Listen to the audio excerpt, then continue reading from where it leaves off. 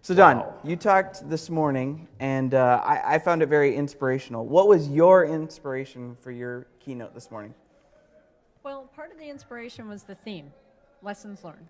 And that's kind of how I think about all of the things I share in training, conference presentations, and talking with people. Because I don't know how to answer a question with anything other than a story. Mm-hmm. So it's my lessons learned or Paul's lessons learned or any lesson that someone has shared with me, I kind of pass it on. Like, an Indian tribe, right? How do you learn the history?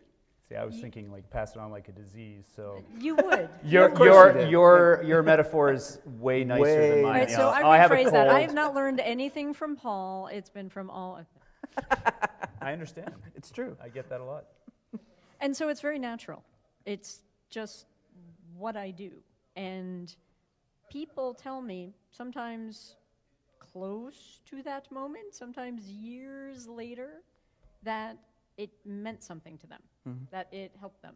You told, for the few people probably who didn't see your keynote and may be watching now, the story about the guy you used to work with at Xerox, you hadn't spoken with for years, and he contacted you out of the blue recently. Just give us a quick summary of that story. Yeah, it was about a year ago that he rang me up, and I hadn't seen him for 10, 11, 12 years. And he said, I just wanted to call and see how you were. And I was like, okay, that's good. Do you need something? Are you, is everything okay? You have a home? Everyone's alive. The building's not burning. And he just said, I was just thinking of you. And I'm like, well, that's nice. I wish I could say the same, but I wasn't actually thinking just of now of, I was of thinking you. of you. Just but right now I am. Right in this minute. And now I'm thinking of Robert, the gentleman who packed his lunch every day and never sat with us and never. He kind of had his own little world. But I would come and visit his office because I had gnarly technical problems, and he was the guru of the complicated stuff. And somehow we'd always be talking about other things. So occasionally, a couple times a year, we'd have a conversation about life and stuff. And one day, I'd say waltzed, but I stumbled into his office because I was wearing my figure skates because I was trying to break them in. Now, I didn't have blades on my feet. I had those boots. Just rubber, the boots? No, the you had covers on the blades. Guards. Okay, yeah. And, so they're bright green, and I'm stumbling, and he's like, what are you doing? I have breaking in my skates, I have this question. And he's like, no, tell me all about this. Why do you have skates on your feet? And I decided to become a figure skater. As an adult. As an adult. And he's like, why would you ever want to do that? I always wanted to do it, love skating. And I discovered that adults actually can learn to skate. I didn't know that prior. Mm-hmm. I just found somebody at an outdoor skating rink. And so she started telling me about it, and it went from there. And so one of the things that he wanted to share on the phone was the fact that I meant something to his family, and I thought, oh my God, did I forget that I met them? I really had no idea what he was referring to. I'm like, no, I knew you had the kids, but I don't know what they look like, and maybe I saw some pictures. And he said, you're like an icon in my household. And I said, wow, that's even weirder. Now I don't know where you're going with this. A small picture in the corner, dimly lit with some candles around it. And he That'd said, be an icon. Yeah. He said, you're an inspiration to my children. And I was like, in what way? And he said, I was so taken by the fact that you decided to pursue something that was kind of out of the norm, that was difficult, that was going to be challenging, but it's what you wanted to do, and you just went after it, and nothing was going to stop you. And that's what I want my kids to learn, just to be brave and don't let anything get in your way, and that's the Dawn story that he uses with them. So completely unbeknownst to you, you inspire not just him, but his whole family. Apparently. That is awesome. And that threw By me wearing skates. By wearing around skates. Well, by pursuing the dream. Oh yeah. And falling here. That was walking, it. Just by walking badly. in skates. Walking badly in skates. I'm going to try that at work. Gonna get to work next time I'm teaching rapid software testing. I'm just gonna do the first day in skates. And Never see know if- what kind of see if attention you someone might will, get. See if someone will phone me in 10 years and say, "We You still know- talk about you, you weirdo." We have your photo up Yeah. on a wall, dimly lit. Dimly with lit candles around it. Yes. So what kind of feedback have you gotten from the attendees about your talk? Actually, very positive. You say that like you're surprised. That was an awesome keynote. Very Thank you. positive. I don't know, right? I put something out there. Mhm. I don't know how it's going to be received. I So I understand. know what I think about it, but because I'm saying it, right, I clearly think it's okay. But whether it's useful, This is crap. I'm going to say is- this. Probably not thoughts that go through your mind as you're, I don't want to say this, but No, no, I'm delete, running delete. out of time. so I have a desire for information to be useful. When I'm in a talk, I want the nuggets. I want something to take away. I want something to inspire me. I want something to try. I want an idea. And so I kind of turn that around and say, what can I give to somebody else? Now, just talking about learning, you never know what someone's going to take away. So it's kind of a surprise. Yeah. But the nicest, most consistent thing I got was thank you. Thank you for sharing that. And for the people that also shared, I got this particular idea. I'm going to try that next week. And sometimes I can't make the connections. I'm like, did I say something I didn't hear?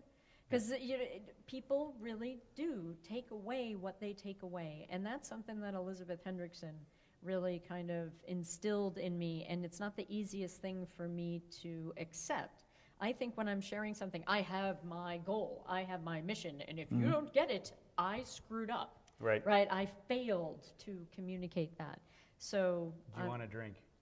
No, he's saying better mic? Oh, hold the Little mic. more mic. Oh, Little mic. no, Okay. like a hot dog, Hold the mic not an right ice cream that cone. way. Okay. I can do that. Like a hot dog Excellent. and an ice cream cone? Yeah, I that taught makes you that sense. yesterday. Yeah. No, you didn't. All right, well, I can be trained Somebody. possibly. yeah. That's only if I want to. Yeah, because I think you were talking over top of the microphone, so nobody heard anything you said. Can you start over? Excellent. No, that's perfect. Yeah, let's just roll that back. Yeah. Start back at the top again. Yeah. Take Do two. you want to play the countdown thing Yeah, again? let's All roll 20, the count- 38 yeah. seconds, whatever the heck. Hour and a that- half, Hour and a right? half? Yeah. No. Oh, wait, I want to say one more thing before you get to your prepared questions. I was also surprised, this isn't so much a question as a comment, this was your first talk at a cast. Talk You- ever. Ever. Well, you did a lightning talk. You said, doesn't this is really my first count. talk, and I went, I facilitated you I doing a said lightning lightning talk. talk. And I then said you lightning, said, yeah. except I did a lightning talk once. Yeah. But your first actual session, and you got a keynote. That is so cool. It's I'm wicked jealous, awesome. But that's cool. Anyway, go with your prepared talks questions there. So, what have you learned from this cast? I am always inspired by passionate, engaged learners. And CAST has a reputation for that, truly. But I saw it demonstrated in far more people over far more interactions, not just presentations, but out in the hallway and tester games. And it was constant. It wasn't just a core group of people. There's another takeaway that sometimes I don't know what to label this group of people, but there are some folks that have a lot to say, and they will say it over and over again and kind of champion one idea and kind of beat a drum, and it's the same drum, and I hear it over and over again. Well, I didn't get that this time. I got different things, even from the same people. So I don't know, there was an energy here. And evolving? I feel like people are taking the next steps and doing what we want them to do, right? Take the torch, take it the next leg, because it's felt stagnant for a long time. Yeah, And- I think part of that goes to Ben Kelly and Louise Perot, who had a large number of first-time speakers, two of which are our guests later. But that was arguably you're a first-time speaker too, although you've spoken at other conferences. We had two first-time speakers as well that are going to be talking. They But, infused incredible energy. It wasn't dogma. It wasn't something that, they drag the mat out everywhere they go and they've got this thing that they always have to say. It was fresh. It was energetic.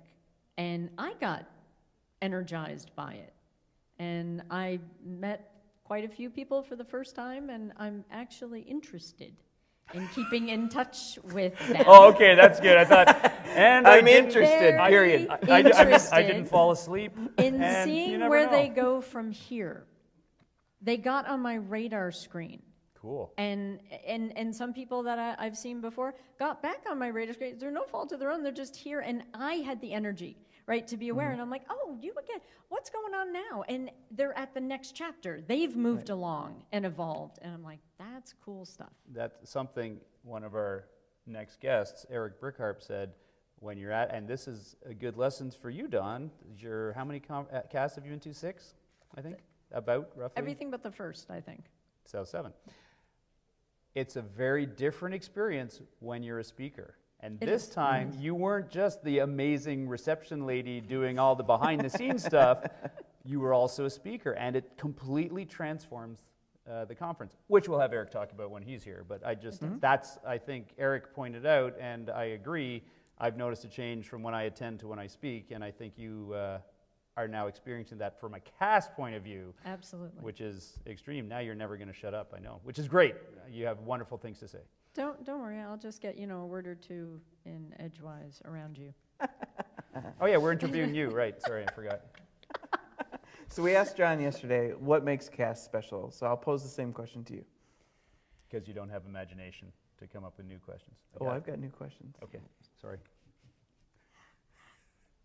Special in... Your definition, by whatever your definition of special is. The short bus to school, something wonderful, your choice. I think it's the constant level of interaction, people really going after solving problems and being engaged. There's other, conferences I've been to, even peer conferences, where the level of engagement was disappointing, where people are just sitting back, waiting for someone to feed them a solution or a, magic pixie dust or something like that, make all my problems go away, or give me the 1, 2, 3, 4, 5-step process. And I've done talks at other conferences and actually had people come up to me and say, couldn't you have told me how to do that? No. What's your best practice for doing a retrospective, Don? Ooh, best practices for retrospective. That's one of my hate words. Yeah, thank you. That is absolutely one of my hate words. Retrospective? No. Wow. Best Because that would have been practice. strange. That would have been 'Cause strange that was because your title. that was the title of your keynote. I thought that was kind of weird. I've been replaced by a pod person. So best practices makes no sense to me. And best, I have a problem with best. So when I worked for a test tools company, it was SQA, got bought by Rational, and I would get this question all the time, what's the best test tool? And I'm like, come here. How hard can I hit you for asking me that question? Best for what? I have no idea what that means. I don't know what problem you're trying to solve. I don't know what level you're at. I don't know what your organization wants. I don't know what your goals are. The answer is obviously a rational tool of some type. Right. Yes. That's Well, the actually, it correct wasn't. answer. It never in a is, situation like that. actually. But I would tell I better people watch what the it may not be. opinions expressed are not necessarily those of AHG. Many times, They aren't. I know. I didn't engage in that at all, or I would tell people, maybe a tool's not good for you. You shouldn't, let's just take those toys away from you. Because a fool Step with away. a tool Yeah, is still a fool. If you're not going to use it properly, just don't, because you're going to torture me later because I have to support you. And save the tons of money that Rational/now HP charges for those tools. Pretty much. Indeed. Big high note is you did an awesome keynote, and thank you Yes. for being our guest. Absolutely. Thank you. Great. Thank you, Don. Thanks for coming in. And I want to shake your hand. Now I'll take them.